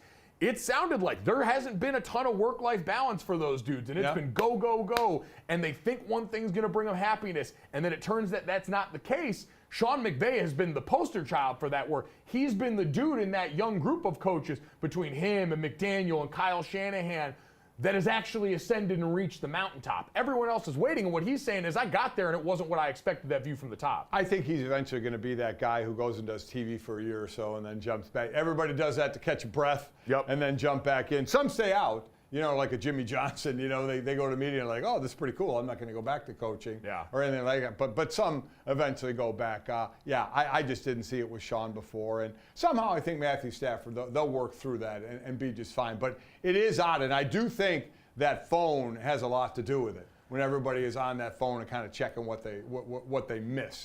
They've had cell phones in the NFL like we have now for a while. These players have grown up differently. Maybe they just want to hang out with other people. Maybe they just don't want to hang out with Matthew that day. Who knows? We will see how that works out there. The cafeteria going to be a little spicy coming in Monday after this has all come out there. Very true. A message hitting the public streets here. That'll be interesting here. But, Jessie, Matthew Stafford has kind of accomplished it. He got to where he needed to go. He's not one of the quarterbacks under a ton of pressure, I think, going into this season based on where he's at in career. But there are a number of guys who are going to walk into this year with a big-time bullseye on their back. Yeah, Tua is one of those guys. And Ryan Clark made some comments about him that have not gone over so well. Guys, what's your take on this? Because to me, you can, part of being an ESPN analyst is these guys are commenting on these players and, what their offseason was like, what they look like going into the season, blah, blah, blah. Ryan Clark took it a little far here. His comments were a little bit personal. And he admitted as much after, by the did. way. I think that was what I appreciated from RC is he understands, he goes, hey, I missed the mark on this. Yes. One. He did. I got into this to keep the respect of the players and coaches in mind. He put out a message to Tua and everybody and addressed that after the fact and said, I'm willing to put my hand up when I think that I have gone too far on that. So I appreciate it from Ryan, who we both got to work with. I got to play with Ryan briefly in Steelers camp at the end of his career and always had a lot of respect for the way that he handles business. So even he looked at that and said, yeah, that got too personal. That went a little bit too far. Dad, we've all at some point gotten a little bit too comfortable in the way we've analyzed this. I think the biggest difference with Tua is he's felt like a publicly traded quarterback his entire career. Oh, my gosh. Where he has had to weather and has let us know he feels, sees, hears all the things that have been said about him, whether it was the flirtation with Deshaun Watson potentially coming over to that team, the Tom Brady rumors around that team. He's had to deal with a lot in his young career, as well as the injuries and the uncertainty around the football side of things. Back when they were flirting with Deshaun Watson, Tua wasn't playing very well, and that was out there. And then when the trade deadline passed and they didn't get Deshaun, he started playing better, right? And then that next season, it was his team, and he was having an MVP year or right in that category until, unfortunately, he was getting his head bounced off the turf a couple of times, and it was handled horribly. So this is a guy who feels he's right there. His coach, was McDaniel would put together, 700 plays of positive plays for him to try and build him up. And then you're right. It's a guy who's had a target on his back. Listen, Ryan went too far. I mean, that's one thing I've tried to never do in these years is get personal. I talk about football and what goes on. To go down that road was the wrong move, and Ryan admitted it, and I'm glad he did. Emphatically. I mean, he had a very thorough apology, which was the right move. Which was definitely the right move to do, because we know there are some that wouldn't apologize and just say, oh, I'm standing by, You tried to make a joke and be funny, and it went a little overboard. Yeah, the problem sometimes is when you're trying to make a joke, people don't know it's a joke. Sometimes at the end you could say, hey, I'm just joking, because a lot of people can't tell that, and especially if you tweet something, there's no sarcasm emoji. Well, no, but he didn't tweet that. That was said on the show, so all that came. But I guess with Tua is also, you saw his reaction to this. Yeah, keep your name out of my mouth. Well, and this clearly struck a tone with him where he said, listen, it's not like I was trying to gain all this weight. He seemed a little flustered by it, because sometimes the criticism that's got a little kernel of truth to it is the one that hurts the most. And Tua knows everything about him is being scrutinized right now going into this season. And I would assume part of Tua wanting to, or the desire to bulk up, would be tied to, this is a guy who, right, wrong, or indifferent, because they've been catastrophic injuries between the hip injury in college and then the head injuries in the NFL, but now is looked as a guy where we wonder about his durability going into a season. Oh, absolutely. Where the Dolphins have a top 5 roster, even after the Jalen Ramsey injury around him. Yeah, no, listen, I agree. And then he got questioned by someone for his work ethic. Yeah. Before the season even started. I can see how that would rub him the wrong way. I get it, because a lot has been on it, and that team is going to basically fall and rise upon his shoulders, because it is a great roster. So, let's see. I always want to see what somebody can do. Injury, we can never decide when it's going to happen, right? So let's see what he can do and hope he stays healthy to give him his best shot. I'm glad this thing was cleared up. Again, I think it's very easy if you truly are making a joke about it and having some fun. At the end of that, say, you know what, just joking around, and then get into a serious comment about it. That way, at least it's out there that you're joking around, instead of getting ripped for it and then coming back and saying, well, I was just joking. It's so easy to just say you're joking at the time and just kind of avoid all the hassle that went with it. Just always be joking. There you go. Always be joking. ABJ. Yeah. Tua is under a lot of pressure this season. We talked about that. Is he the quarterback you look at and say is under the most pressure heading into this season? We have Deshaun Watson and the Browns, who came out and said he knows he still has to prove that he can play like an elite quarterback again in this league. Josh Allen and the Buffalo Bills have kind of been the bridesmaid for the last few seasons in the AFC behind Kansas City and Cincinnati. Or is there another quarterback you look at and say feels like has a lot going on heading into their 2020 So there's different pressure, right? There's pressure of, if I don't play well, let's go to Arizona. If Kyler Murray comes back and doesn't play well, they may draft another quarterback, right? Well, for Deshaun Watson, they're not getting rid of him even if he has a bad year. Josh Allen, they're not getting rid of him if he has a bad year, right? So it's different kind of pressure. There's the pressure of who needs to play best to help their team where the window of opportunity is opened, like in Buffalo, to cash in. And there's the pressure of, I need to play well like Kyler Murray, or they're going to figure out the best way to get rid of me so the cap money doesn't hit them worse and draft a quarterback number 1 or number 2. So it all depends on the pressure you're looking for. Deshaun Watson's not going anywhere. That is a fully guaranteed deal. He played bad when he came back, had a lot of rust at kickoff. Everybody's expecting to get back to when he was one of the top 5 quarterbacks. But if he doesn't, he's going nowhere. And I'll tell you this, I guarantee you this, every owner in the league is hoping that guy fails. Oh, 100%. That contract. They're all mad at Haslam for giving him that deal. And so they kept saying it was an outlier while the next quarterbacks like a Lamar Jackson was and his mom were saying, no, this is the new thing that we're going to do. Well, nobody ended up going for it.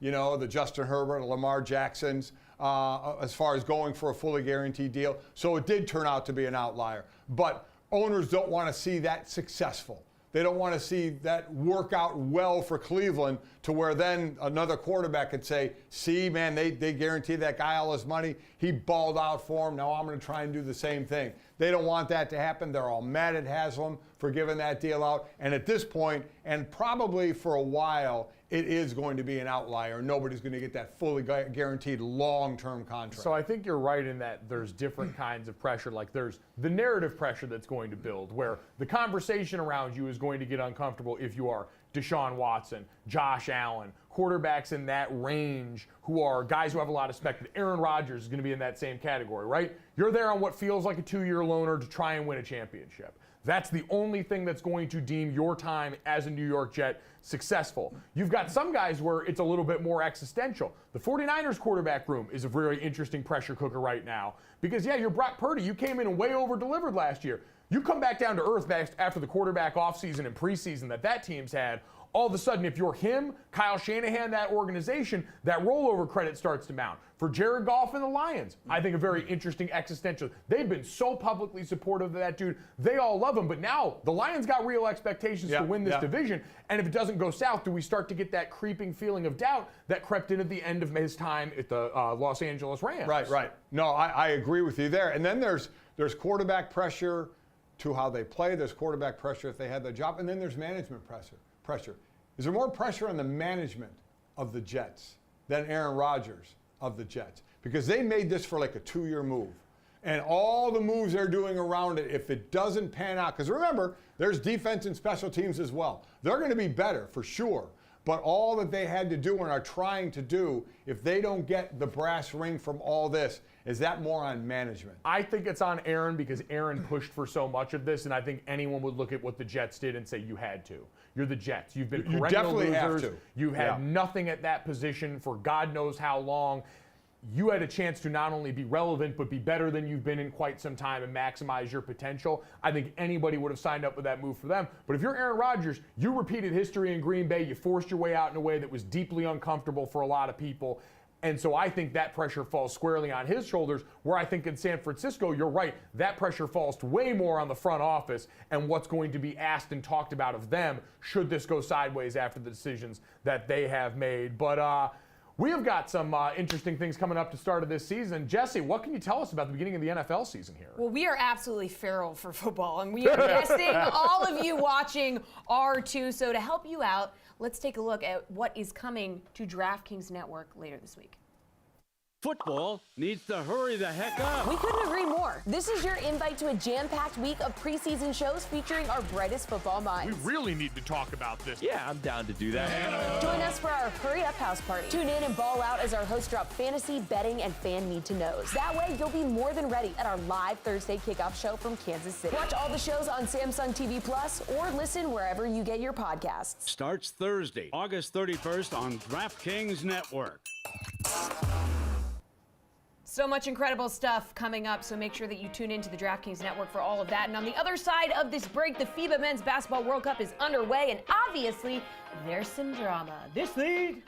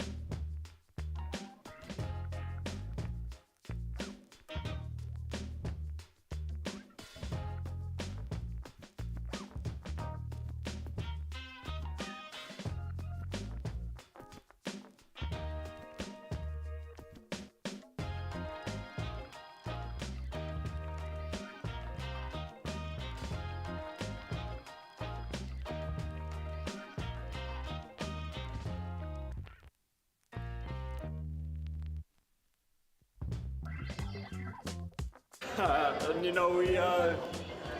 out with a lot of intensity. The first group kind of warmed down in the first quarter, and the second unit was able to come in and keep that intensity, if not ratchet it up a little bit, and just go and be successful. Play for one another and just have fun. I think you can see all of us out there having fun. So great win. Moving on to the next. All right, a great win, 2 wins down for Team USA, but the drama has been brewing after Noah Lyles' little rant about how the NBA champs aren't the world champs because there's no flags in the NBA. Anyway, we had a lot of big names here taking to the interweb streets to talk about this. Devin Booker just went with an emoji. Aaron Gordon said, whatever, I'm smoking Buddy in the 200-meter, which, let's be real, that's not happening. No. But, guys, obviously we talked about this yesterday. NBA champions are world champions, and we're not surprised to see NBA players taking to the interwebs to defend themselves. No, I saw somebody point out yesterday, like, man, if you're Noah, you're our guy. Yeah. And this was a great moment for you. Yeah. And now you have turned all the tide against you on this one by sicking some of the most popular athletes our country has to offer on a name that some people might be learning for the first time here. Real hustling backwards, as Bomani Jones would say. I'm not sure what the thought process was, of why I went down this road. I mean, he had friends in his group chat that gassed him up when they should have talked him back. This is 100% a take, and I've always been an advocate for this when it comes to Twitter or life. You got to have a group chat that's going to you can run things by, who's going to be honest with you. We talk about having yes men in your circle. You got to have a group chat that's willing to tell you, hey, buddy, I agree with you. They're going to drag you for this. You got to have a no man. You got to have a no man. You got to have no people in your life. Yeah. That common sense person that hears it and says, okay, you can have that thought, but maybe you want to keep it to yourself. That's what the group chat. That's what the group chat is. That for you on a micro level. And once he was in front of that microphone, and once he started going, man, he was just going to ramp it up and just kidding. Then all of a sudden, he sounded like Allen Iverson talking about practice. Talking about world champs. Yeah. I mean, the voice modulation, he was feeling himself. Yeah, he was. He really was. And he just kept going and escalating, and dragged he got. Now, this is where I feel like I've got what we need off this, though. Because like you said, this has been like 48 hours-ish of this now. And the one thing we've seen is between this and we mentioned French culinary Twitter deciding that they were going to go to war with America over food, as it's been pointed out by many, and I have sampled this delicacy firsthand.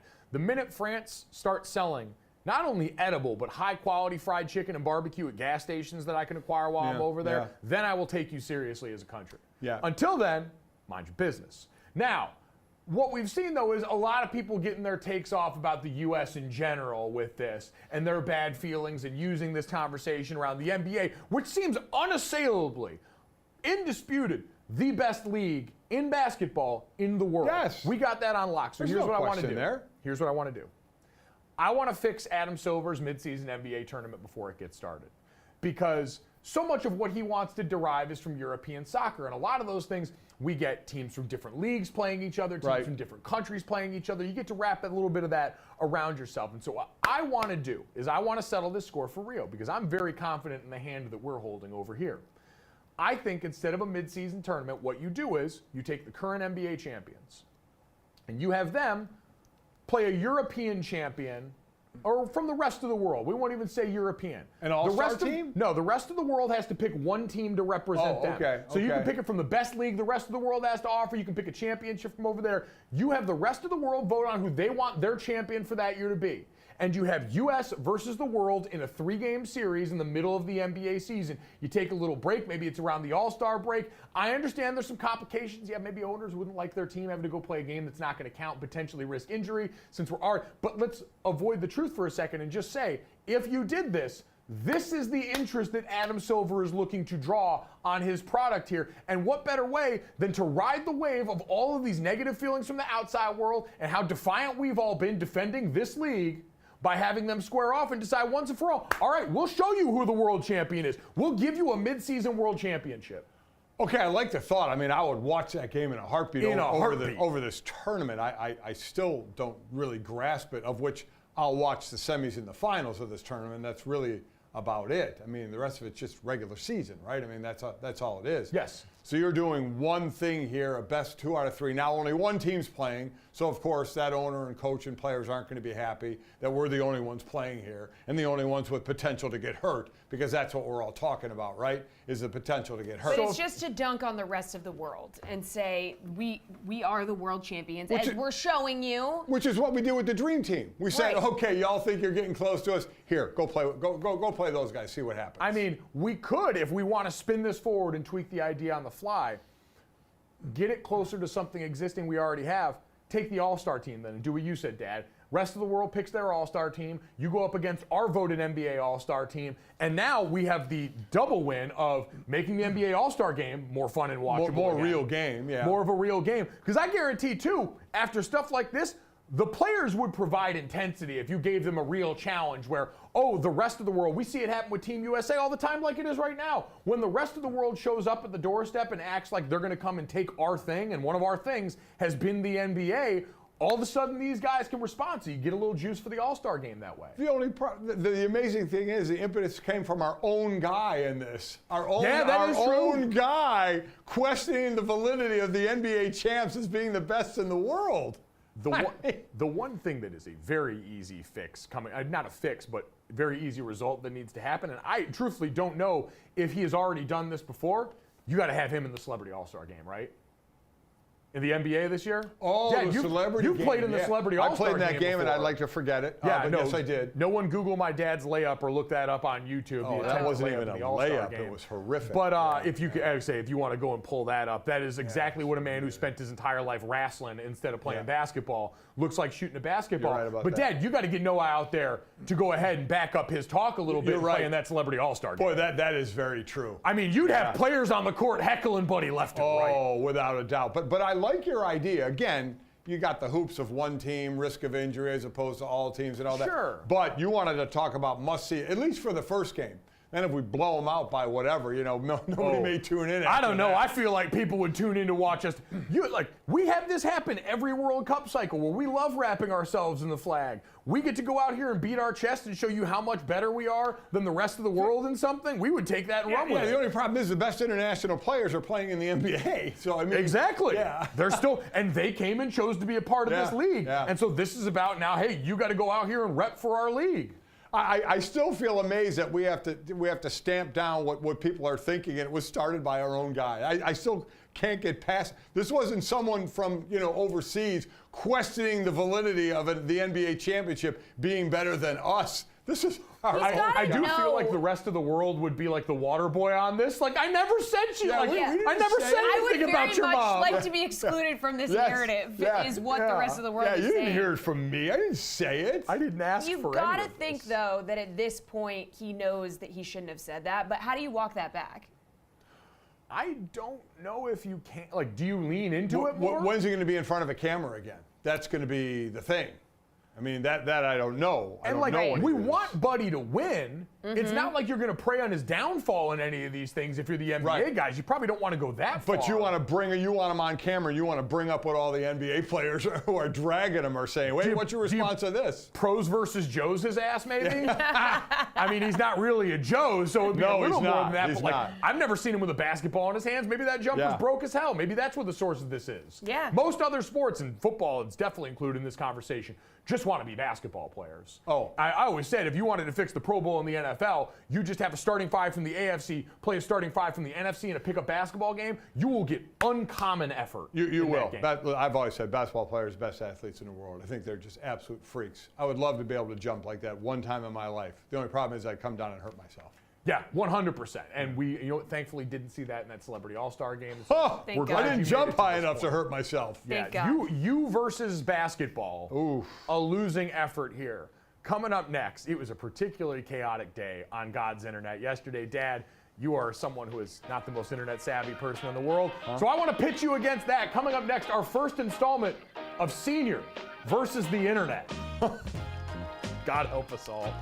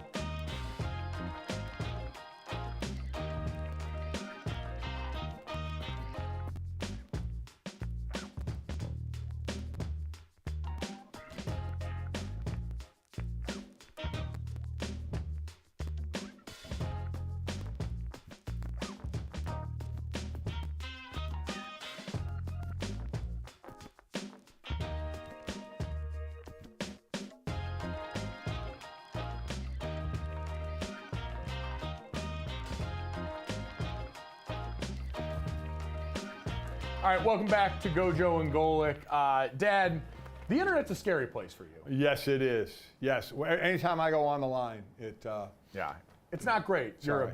Internship. Internship. 2 days in a row you've made the online joke here. I can't let that slide. It still hits. It still hits. Thank you. I like it. Thank yeah. you. And you know what? See? That perfectly underscores why we want to do this, because a lot of chaotic stuff happens on the internet and on sports internet. And Dad, you very rarely consume any of it. And so much like I always tell this story, my dad very famously called college football games for a long time and would take notes for those college football games on his computer like all the rest of us. I was getting ready to call a game for Texas. My dad had called their game a couple weeks before. I said, Dad, what do you got on Texas? Can you shoot me your notes for this? He said, no, but I can send you a copy. Yeah. I said, what in the hell are you talking about? My dad would go in, type notes on his computer, print them out, put those printed out notes into a physical file, and then delete the files off his computer forever, having them lost to the sands of time. I didn't feel I needed them anymore, and most of the time I write out my notes. I just write stuff out. No, and that's how I would remember a lot of things, but I never felt, I started to hang on to things now. I've hung on to boards from old games I've done, so if you ask me that now, I might have the information. But still analog, and so we wanted to meet you halfway on this. So instead of making you go to the internet to see these things, we figured we'd bring them to you. And I want to start with this one. This one comes from the Irish Breakdown podcast. So in the wake of a great Notre Dame victory over the weekend, Vince D'Addario, one of the co-hosts on that podcast, had a little bit of a blowout. Let's watch this. They didn't actually throw a lot of RPOs. Now, they ran some because Navy never forced them to pull it and throw it. So I think they only completed like 3 RPO throws the whole time. So for the podcast audience, you're watching Vince clearly, in my mind, lean forward here to let a fart go. That's a veteran move. You want to lean forward, not side to side. And then the death rattle starts. You can see, kind of like when you grip the wheel when you hit black ice. That guy had something drop into the chamber he wasn't ready for, tried to clench, and all hell broke loose. Yeah, I mean, and he was trying to decide, what do I do right now? And I think the thought process was, well, this ain't stopping anytime soon. Yes. So I'm going to need to make a move. The brake line was cut. And he makes a move. Live podcast, though, you know, you got to know in the back of your mind this is going to go on the internet. So did he handle this properly? What's the move here? Well, do you mute yourself and poop your pants and just live in the moment and just leave it there? Yeah, I mean, you're alone, right? So life. you're not going to offend anybody else. You're alone. That's what I'm saying. Right? Self-preservation in that moment. He came back and tried to say that it was a double quad cramp. What I will say is, as someone who's had a double quad cramp, you can't get up like I was just going to say. No. You're immobile. With the way you got up and moved, there's no way you could do that on a double leg cramp. Zero. And honestly, there's no shame in pooping your pants. Right. We've all been there. All been down that road. It's a thing that happens every once in a while. You trust the fart that you should not. And that was clearly what happened in this case. Yeah, he tried to trust it, and oh God. God! Oh! You kind of had me for a second there. Honestly, again, I've always been prepared to one day have to reckon with my dad pooping his pants on there. But Jesse, you bring up the point. He's sitting there alone, man. Just, do you just try and hold off, not hold off, but just as best you can, just let it go while not really looking like you're letting it go, and just kind of do the rest of the show? Press the old mute button on your computer and there just... you go. His co-host actually accidentally muted himself while that was going on, so it is possible. And own it. Make this your 15 minutes of fame, man, because there are plenty of folks like myself who will stand proudly arm in arm. I mean, who else wouldn't feel like kind of pooping themselves after that Sam Hartman performance? Oh, it's phenomenal. That was incredible. Out of excitement. That'll flush the bowel. Poop. That'll flush the bowels quickly. Now, Dad, I have to position this against another video that we saw yesterday. All right. Would you rather potentially have to deal with the fallout of pooping your pants on air and all the things that come with that, being called a poopy pants boy? Right, Actually, that's going to live with you a long time. And also, I mean, you're going to have to deal with the aftermath, which we've got a 1-year-old nephew right now. We've seen plenty of what blowouts look like in that situation. Yeah, you have a 16-month-old, right? So up the back, that's the whole thing, right? Yeah, up the back. You've got that, or 30 minutes in a room with this monkey.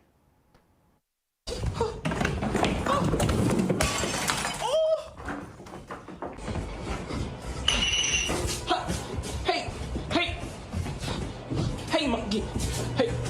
Hey, monkey.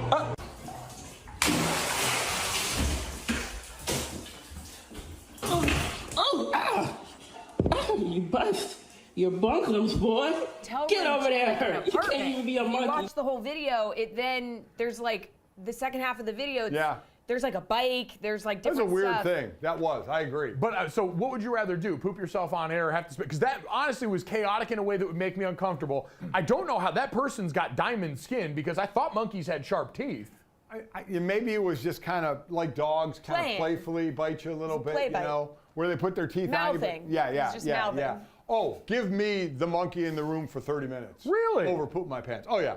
Yeah, just because, again, that lives with you forever. Oh, here comes Poopy Pants guy. I mean, forever. No matter where you go, you're a guest anywhere. We'd like to welcome to the show, Poopy Pants guy. I mean, that's where you now live forever. So I'm dealing with 30 minutes of a monkey in my room because hopefully I'll have some food I can feed him. Or I don't care what he destroys. It'll be fun to film and just watch. What if it's your house and the monkey's destroying your things? Because pretty early on, a lamp went by the wayside. Like that was a casualty 2 seconds. I'm going to live with some damage in my house for the rest of my professional career. I'm known as Mr. Poopy Pants. All right. Okay. So we're going to avoid the poop pants. You? Jesse, would you go the same way on that? I would definitely take the monkey. I'm a huge animal lover. I think it would be cool to hang out with the monkey for 30 minutes. Also, from the video, it doesn't look like one of the monkeys that has the strength to rip your face off or something. Not a gorilla. Right, so that was a huge, but even, what is it, chimpanzees? They've ripped some faces off, and they're not very big, but they have 3 times the strength of a human or something.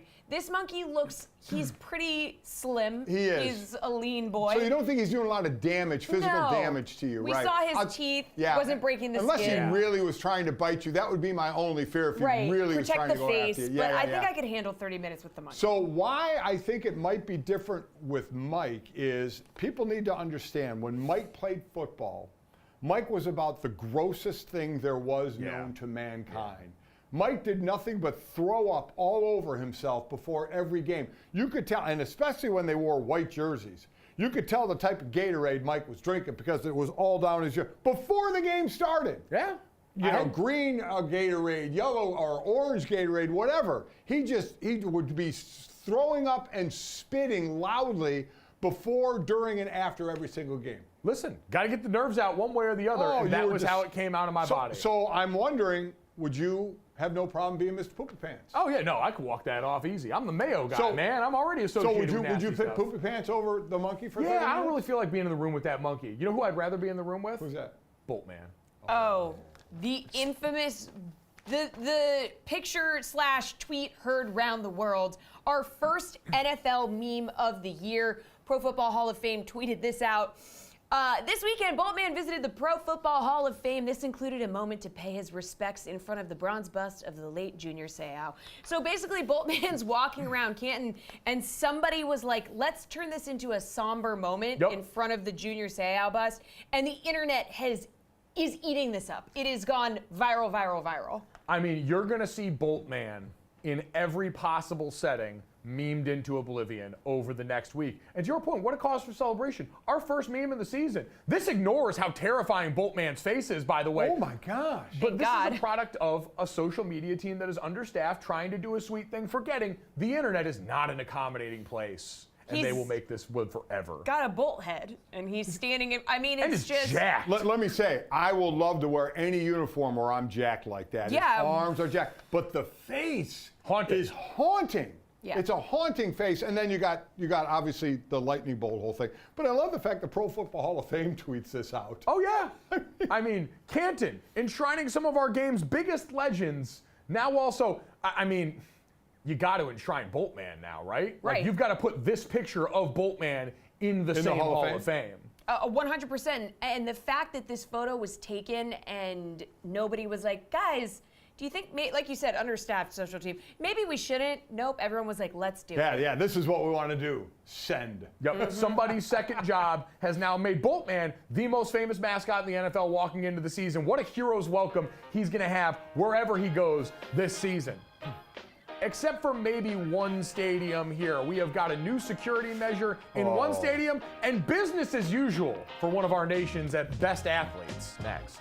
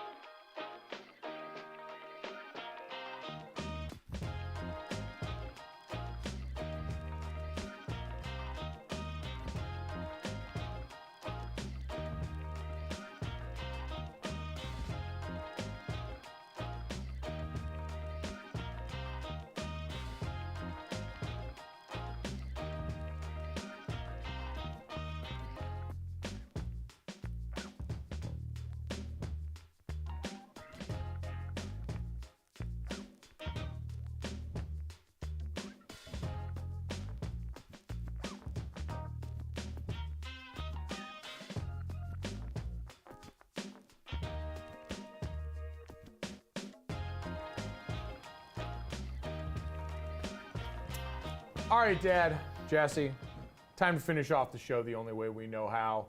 This, that, and the third, 3 quick stories to send you on off into your day. As always, make sure you download, subscribe, rate, and review. Come check us out. We are now, again, for anyone new here, anyone who didn't get the message, 8 to 10 a.m. Eastern, Monday through Friday on DraftKingsNetwork.com, the DraftKings YouTube channel, and Samsung TV Plus. You can also get our podcast wherever you get your podcasts, Hour 1 and Hour 2, all hitting your feed. Tons of ways to consume. We appreciate everybody's support and keep and make that happen.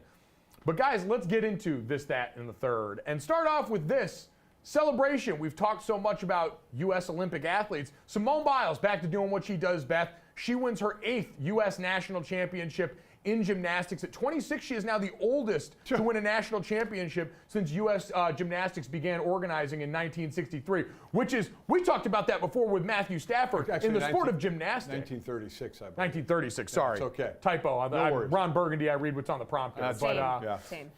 Either way, we talk about 35 being old in NFL terms. For That's gymnastics, a sport where we see the prime in your teens, 26. And for her to accomplish this, coming off of what we know, dealing with the twisties, the last time we saw her on the big world stage, it's great to see her be able to come back and do what she does best. The most interesting thing I read about, and again, what you talked about with the twisties and pulling herself off the team, off some of the events, and you know, being praised for that, and some people getting honor for that. I mean, it was a magnet. There's no doubt about it. But I love hearing her talk now about how, and a lot of athletes I think do this, is it's tough for you to enjoy the good, right? Yeah. We hear about people that in the sport we played, the Super Bowl, they won the Super Bowl, now what? Well, you know, now we're behind because we played so many games, we're behind going into next year. You start worrying about the next thing instead of being able to enjoy what just happened. And Simone Biles talked about that, saying now she's actually enjoying the process, the results, instead of when she was younger, you know, doing this thing when she was in her teens, you know, winning and saying, okay, what's next? Okay, I won that, great, put it away, don't enjoy it, now what's next? So at the ripe old age of 26, she's able to enjoy it a little more, enjoy the process, which I'm sure is going to help her mentally for this thing as we get ready for the Olympics next summer. So congrats to her. She's an incredible athlete that we've seen for years. But to have her be able to, Jessie, enjoy this now, I think it's a great thing. She won her first title, national title, a decade ago. So that's also just crazy to think about the longevity there. I mean, absolutely wild, and good for her. Girl power. We love to see it. Love to see that. So congratulations to Simone Biles, another national championship. Put it up on the board. Can we go to that? Yeah, I'm scared about it. Yeah, very terrified here. Let's put up the Mercedes-Benz Stadium robot dog, which is just terrifying. It's over here. You can take a look at it. I was also reading about it, and they said it's a German Shepherd-sized dog, which is freaky to me that they actually have, like, the dog that they modeled this after. So it's named Benzie. It assists the stadium and the security workers in completing what they have referred to as dull, mundane, and dangerous tasks. So it basically patrols at night. Yes. And it goes around, it does what like a security worker would be doing at night, going around. But I did not like the way that they said that it will assist in dangerous tasks. Well, I was going to say, dull, mundane, and dangerous. That's all the tasks. Right. That covers every range of tasks. Yeah. Right. Yeah, absolutely not with this. Absolutely not. So I don't like the robots. This Benzie will patrol for 30 minutes and then go back to the doghouse and recharge. But no, absolutely not. There's a human controlling this until there isn't. Right? We all know where it's going. We all know where it's going. Where you're turning the controls and Benzie all of a sudden is doing his own thing. And then they say this dog. They want to make it look like a dog. You know, 4 legs. I don't know if that all of a sudden says dog. Yeah, it's for anyone that's unfamiliar. These are like the Boston Dynamics robot dogs that you've seen doing weird acrobatics for years in those internet videos that should send a cold chill up your spine because it can jump like 30 feet. Well, yeah, and they say it look like a dog because a dog is a great pet to have to make you feel safe. No, absolutely not. They say this dog doesn't bark or bite. I guarantee it shoots a laser beam. I guarantee you. Guarantee it can shoot a laser beam. Dog can get drop kicked right in the chest. Yeah, and that dog's going to do something, or some robot someday is going to do something, not going to listen to a human command, and then there we go. How much do you think that thing costs? Got to be a few $100,000. I'll say $200,000. 500. $500,000. $500,000. I know it weighs 85 pounds, so it's light enough where we could pick it up and throw it into a friggin' wall. If is you what could we could get do. to it quick right? enough. Right. Yeah.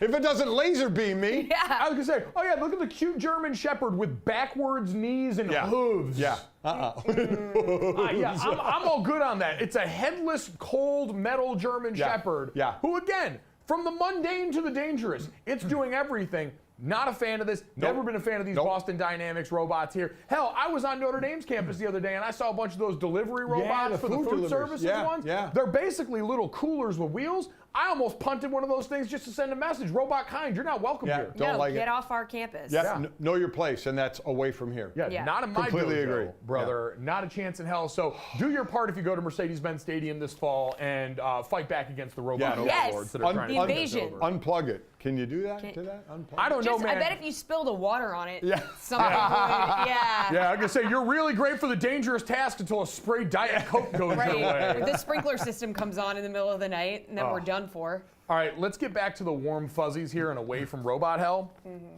Happy anniversary today. Happy birthday. Netflix launched 26 years ago today. Netflix is as old as Simone Biles. That's crazy. Wow. Simone Biles has not known a world without Netflix. Now, you go all the way back to the beginning when they were mailing you physical DVDs. Yes, Dad, I know you would appreciate that. Oh, for one of the first, me and your mother owned a video store in Orlando. With That her was your parents. first job after professional football. That was it. We were first run video. We had child labor. We had you and Jake, who were young, Nice. putting away videos, and we paid them in candy. Nice. Yeah, That's a good deal. If We you can weren't get it. allowed. We weren't allowed to have an X-rated division. It was like R or NC-17. Yeah. It's amazing how a young Mike and Jake drifted into that section. Oh, they were helping put those. Yeah. Gotta straighten up the videos, man. Yeah. I'm here to help the customer Right. and do my part That was there. a popular section, so you had Yes. to return the VHS tapes to that era. Exactly. And so, unfortunately, we had to wave goodbye to that pastime. Yes, we did. And welcome to the Netflix era, which, Wow. I mean, it's hard to overstate as now everything, including our line of work, everyone's talking about trying to pivot to streaming.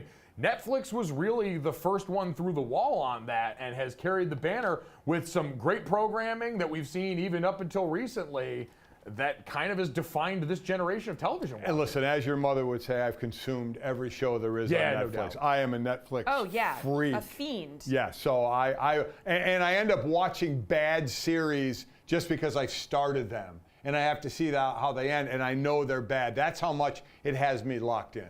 It's very tough. Do you guys remember that Blockbuster actually could have bought Yes, Netflix right. back in the day for like $50 million, and the CEO thought it was just not the future. He was like, "No, we don't want to buy that." Missed on that Yeah, one. man. That's swing and a miss. That's Yeah. tough to not read the tea leaves right on that one here. Yeah. We were talking about yesterday that relative to Shark Tank, some of the best inventions on that and some of the things that had been missed there. For Blockbuster, that feels a little more severe just because they quite literally big bank, little bank. At least the one thing I'm happy about is Netflix has said you can't share the password anymore. So all of you guys. You got kicked off? No, they went back on that. I think quietly, like we've done with Elon and Twitter, where we shame him out of doing all the dumb stuff he proposes, or I'm not calling it X, not even if there's a fire. With Netflix, I'm pretty sure we just shame them out of that because I've had no trouble getting into my new login. I thought we were going to get lucky and finally get the kids off of a Netflix account. Next thing is get you guys all off the phone bill account. Never going to happen. No, I mean, I'm on the family plan. Seriously. still. Yeah. It's cheaper to keep us on the family Well, plan. what, you're going to say that when your kids are on it for the rest of their Well, I'm lives? going to still be on my parents' family plan, so I don't know whose family plan they're going to be Who on. did we read? Micah Parsons is still on his mom? Dude, I'm telling you, Yeah. the family plan is going to be left in wills to people. 100%. That is how valuable Passed a commodity down. You're going to have to pay inheritance tax on the family phone bill.